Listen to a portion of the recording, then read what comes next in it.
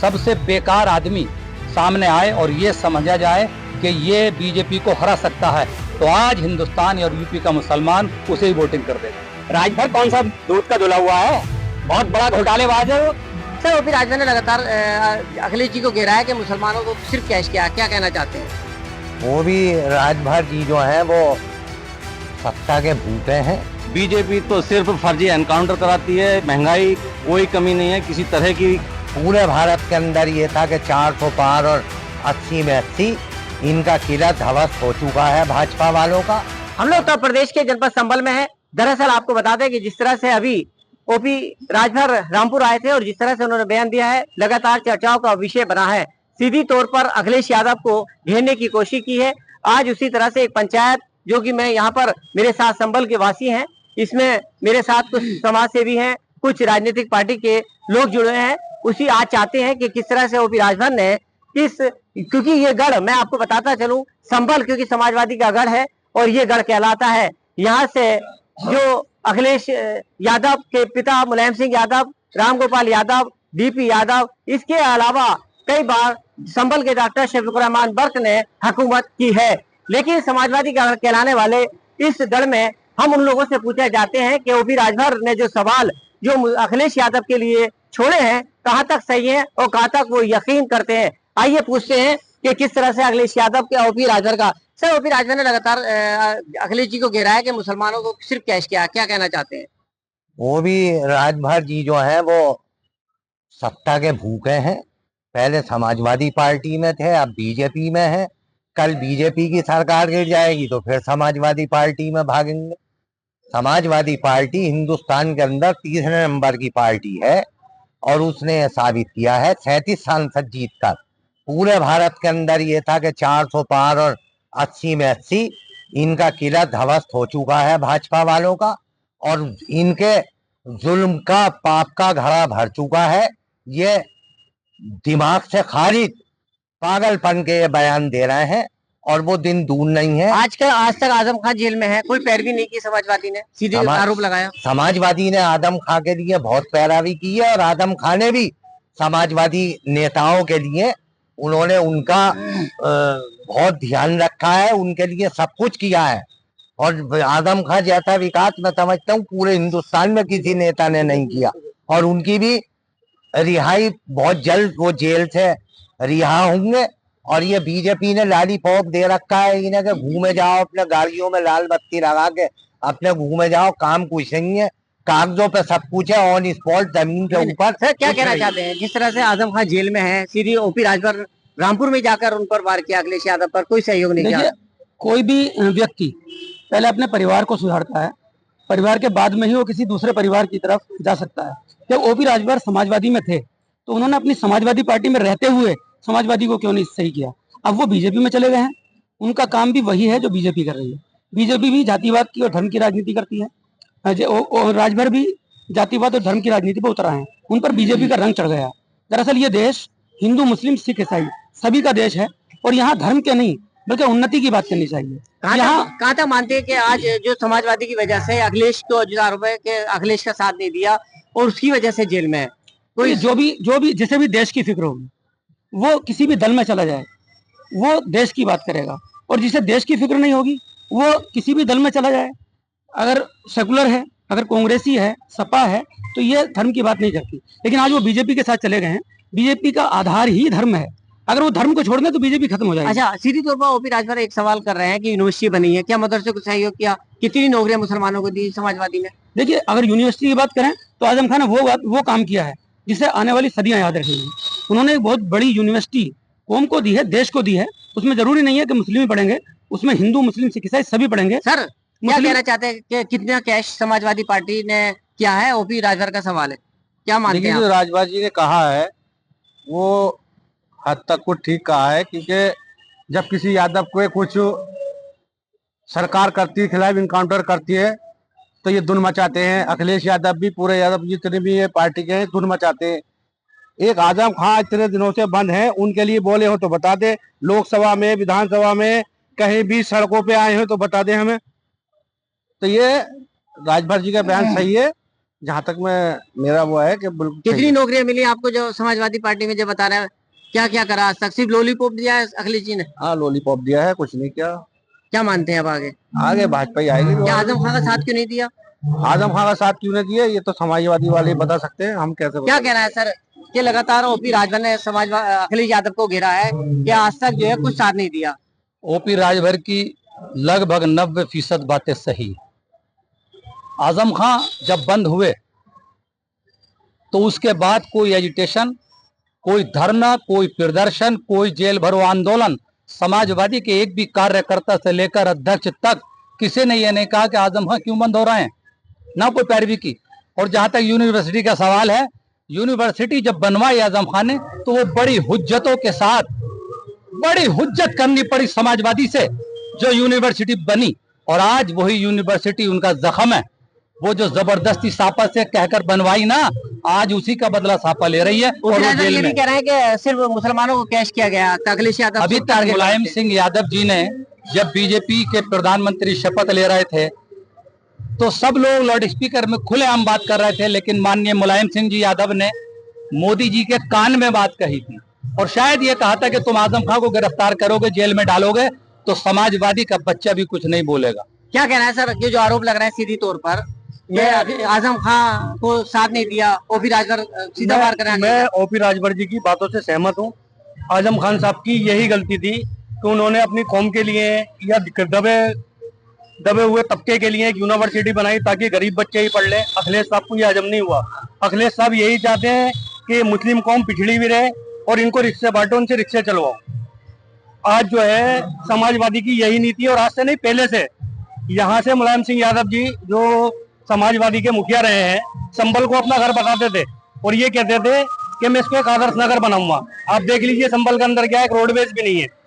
अगर रेलवे की बात करें तो जो सेंटर का है, वो सेंटर छोड़ो, आपने यूपी स्तर पे क्या करा, राज्य स्तर के ऊपर आपने क्या करा? आपकी यहाँ पे सरकार रही पूर्ण बहुमत से।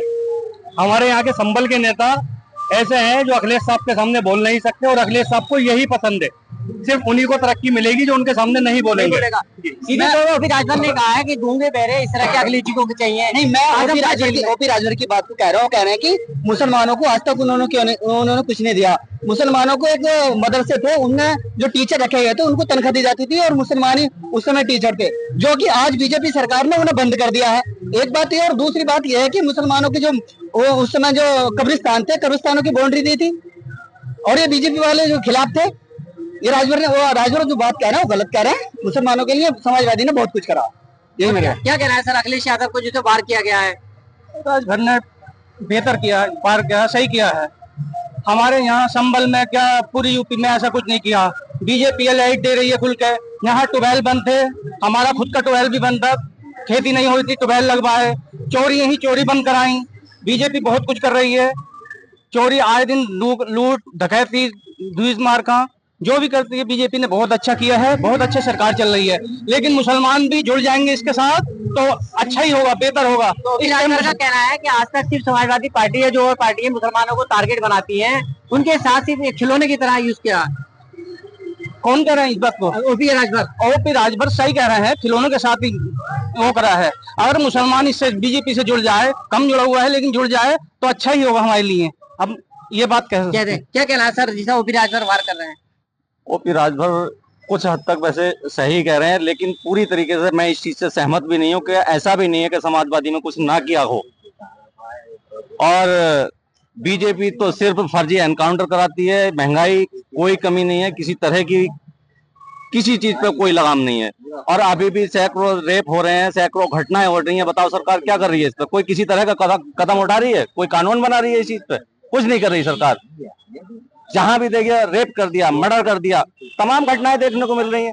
क्या कर रही है सरकार साहब? कुछ नहीं कर पा रही है इस तरीके। फिलहाल सवालिया निशानों पर लगातार हैं। सर आगे क्या, मतलब जो स्थिति बनी हुई है, आज वही वार लगातार कर रहे हैं, अब क्या चाहते हैं? जिस तरह से जो मुसलमानों को एक रहनुमा किस तरह से मिलेगा? देखिए, मुसलमान जो है ना, वो न समाजवादी के साथ है, न बसपा के, न कांग्रेस के। आज मुसलमान सिर्फ एक जहन है। अगर हिंदुस्तान का सबसे गंदा, सबसे 420, सबसे बेकार आदमी सामने आए और ये समझा जाए कि ये बीजेपी को हरा सकता है, तो आज हिंदुस्तान और यूपी का मुसलमान उसे ही वोटिंग कर देगा। मुसलमान का कोई हमदर्द नहीं है।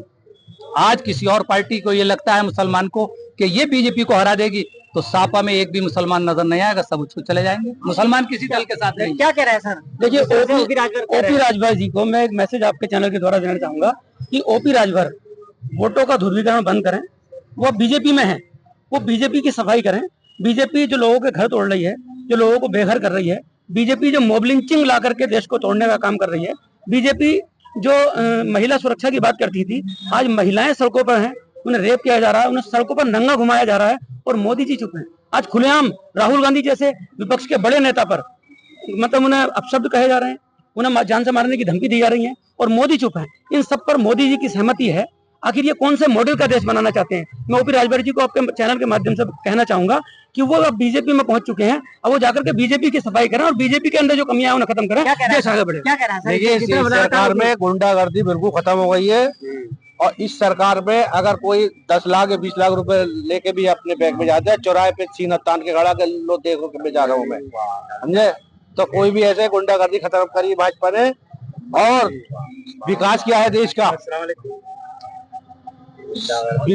बीजेपी ने विकास किया है, हमारी सरकार अच्छी चल रही है, गुंडों का नाश हुआ है, और जो भी गुंडा गर्दी करता है या तो वो जेल में होता है या फिर ऊपर होता है। सर, ओपी राजभर ने कहा कि अखिलेश यादव ने सिर्फ मुसलमानों को यूज किया, आज तक धोखा दिया, कुछ साथ नहीं दिया। आजम खान उनकी वजह से जेल में है। देखिए, हकीकत ये है, आज यूपी में भाजपा सरकार से मतलब सरकार संभल नहीं रही है।